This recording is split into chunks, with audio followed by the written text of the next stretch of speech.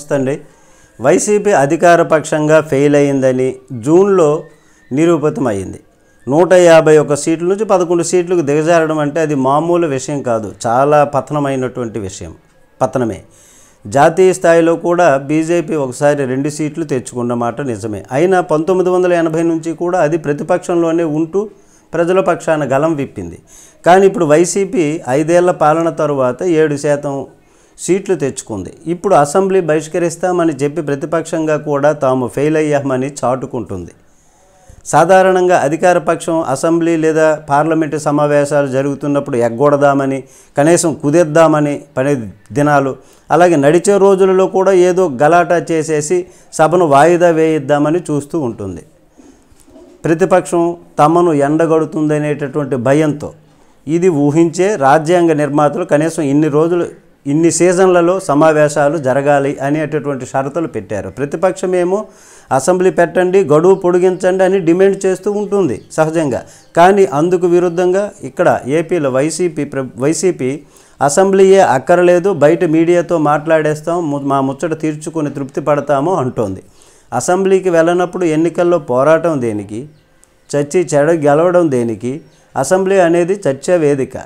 నువ్వొకటి అంటావు, ప్రశ్నిస్తావు, అవతల వాళ్ళు ఖండిస్తారు, దాన్ని నువ్వు ఆధారాలు చూపుతావు, వాళ్ళు ఆహా అలాగే దాన్ని పరిశీలిస్తాంలే అంటారు. ప్రజలేమనుకుంటారు? ఓహో మన తరపున ప్రభుత్వాన్ని బాగా నిలదీశాడురా అని ప్రజలు సంతోషిస్తారు. పని జరిగిందా లేదా పక్కన పెడితే అసలు ప్రశ్నించడం లేదా అనేది ప్రజలు చూస్తారు. ప్రశ్నించాడా లేదా అనేటటువంటిది. దానికంటే ముందు అసెంబ్లీకి వెళ్ళాడా లేదా, అసెంబ్లీకి ఎగ్గొట్టి ఊళ్ళు తిరుగుతున్నాడా అనేది కూడా చూస్తారు, గమనిస్తారు. సమావేశాలు పూర్తయ్యాక మనకు ఎవరెవరు ఏ ప్రశ్నలు అడిగారు, ఎవరిని ఏ విధంగా నిలదీశారు, ప్రజల తరపున ఏ విధంగా గలం విప్పారు ప్రతిపక్షం అనేటటువంటిది పత్రికల్లో వస్తుంది, మీడియాలో వస్తుంది, దాన్ని చూస్తారు. అవన్నీ కూడా ప్రజలు గమనిస్తారు. ఇప్పుడు సినిమా ఆర్టిస్టులు ఉన్నారు, క్రికెటర్స్ ఉన్నారు, లోక్సభకో రాజ్యసభకో ఎన్నికై సమావేశాలకు 10% కూడా 10వ వంతు కూడా వెళ్ళలేరు. వాళ్ళు వెళ్ళలేనప్పుడు అది తెలిసినప్పుడు వీళ్ళకు పదవులు అవసరమా, రాజకీయాలు వీళ్ళకి అవసరమా, ఇట్లాంటి వాళ్ళకి అని ఘాటైన విమర్శలు వస్తాయి వాళ్ళపైన. అలాంటిది రాజకీయాల్లో శాశ్వతంగా ఉన్నటువంటి వాళ్ళు, ప్రజల్లో తిరిగేటటువంటి వాళ్ళు, రేపొద్దున్న ఓట్ల కోసం ప్రజల దగ్గరికి దేవురించేటటువంటి వాళ్ళు అయినటువంటి ఈ వైసీపీ ఎమ్మెల్యేలు 10వ వంతు అటెండెన్స్ కూడా కాదు కదా. అసలు అసెంబ్లీకి వెళ్ళమంటే ఒప్పుతుందా ప్రజానీకం? 39% మంది ఓటర్లు మీరేదో ఉద్ధరిస్తారని ఓట్లేశారే.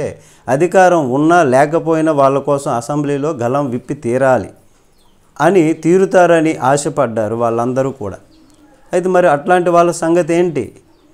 అసెంబ్లీ అన్నది ఒక ప్రజావేదిక. అక్కడ ప్రభుత్వం చేస్తున్నటువంటి తప్పులను ఎత్తి చూపి గలం విప్పి ప్రజల పక్షాన పోరాడాలి, ప్రజలకు న్యాయం జరిగేలాగా చేయాలి. అంతేగాని ప్రజలకు న్యాయం జరిగేలాగా చేయనప్పుడు ప్రతిపక్షం ఇక్కడ దేనికి? పోటీ చేయడం దేనికి? ఇంట్లో ఉండి హాయిగా శుభ్రంగా ఉండొచ్చు కదా అనేటటువంటి వాదన ఇప్పుడు ప్రజల్లో వస్తున్నటువంటి పరిస్థితి. ఇప్పుడు గతంలో ప్రతిపక్షంలో మీరు ఉండేటప్పుడు 1,00,000 కోట్లు దోచేశాడు, 1,00,000 కోట్లు దోచేశాడు అన్నారు. అలాగే రోజా గారిని కూడా జబర్దస్త్ ఆంటీ, డైమండ్ రాణి అని, ఐరన్ లెగ్ అని ఇట్లాంటివి చాలా ఎద్దేవా చేసినట్టు మాటలు అన్నారు. అలాగే మీరు అప్పుడు ప్రజల పక్షాన ప్రభుత్వ తప్పిదాలను గలవిప్పి ప్రజల పక్షాన నిలబడ్డారు. ఈ మాటలన్నీ పడ్డారు. అలాగే దానివలన ప్రజల మనసును గెలుచుకొని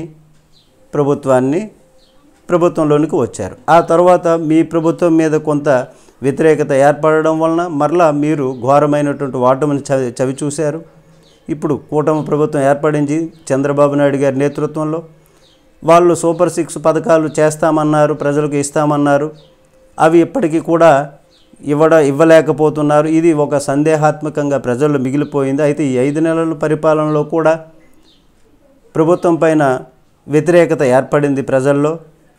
దాన్ని మీరు ఉపయోగించుకోవాలి. దానివల్ల ప్రయోజనం పొందాలి అంటే అసెంబ్లీకి వెళ్ళాలి, సమావేశాలకు వెళ్ళాలి, వాళ్ళు ఏమన్నా కానీ పడాలి. మీరు అధికారంలో ఉండేటప్పుడు వాళ్ళని కూడా కొన్ని మాటలు అన్నారు కదా, వాళ్ళు పడ్డారు కదా.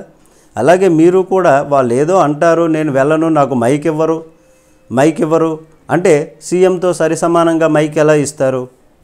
ఇవ్వరు కదా.